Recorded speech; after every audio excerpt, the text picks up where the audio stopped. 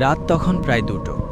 গ্রামের শেষ প্রান্তে দাঁড়িয়ে থাকা পুরনো কাঁচা বাড়িটা যেন অন্ধকারের ভেতর গিলে গেছে। রাকিব সেই বাড়িতে একা।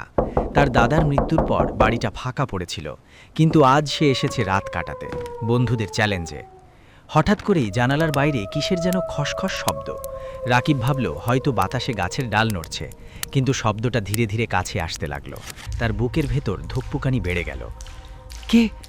কাঁপা গলায় ডাকল সে। কোনো উত্তর নেই, শুধু দরজায় ধীরে ধীরে টোকা। ঠক ঠক ঠক। রাকিব সাহস করে দরজার কাছে গেল। হাত বাড়িয়ে দরজা খুলতেই সামনে কেউ নেই, কিন্তু নিচে তাকিয়ে সে জমে গেল। মাটিতে ভেজা পায়ের ছাপ, যেন কেউ কাদা মাখা পা নিয়ে ভেতরে ঢুকেছে। পায়ের ছাপগুলো ধীরে ধীরে ঘরের ভেতরে এগোচ্ছে, আর রাকিবের চোখের সামনে সেগুলো নিজে নিজে তৈরি হচ্ছে। হঠাৎ পেছন থেকে ঠান্ডা একটা নিঃশ্বাস তার কানে লাগলো। তুই এসেছিস অবশেষে। রাকিব ঘুরে দাঁড়াতেই দেখল দরজার পাশে এক বিকৃত মুখ, চোখ দুটো ফাঁকা, মুখে অদ্ভুত হাসি। তার শরীর যেন অর্ধেক অন্ধকারে মিশে আছে। ভয়ে রাকিব চিৎকার করে দৌড়াতে গেল, কিন্তু দরজা বন্ধ, জানালা বন্ধ, চারদিকে শুধু সেই হাসির শব্দ। পরদিন সকালে বাড়ির দরজা খোলা পায়।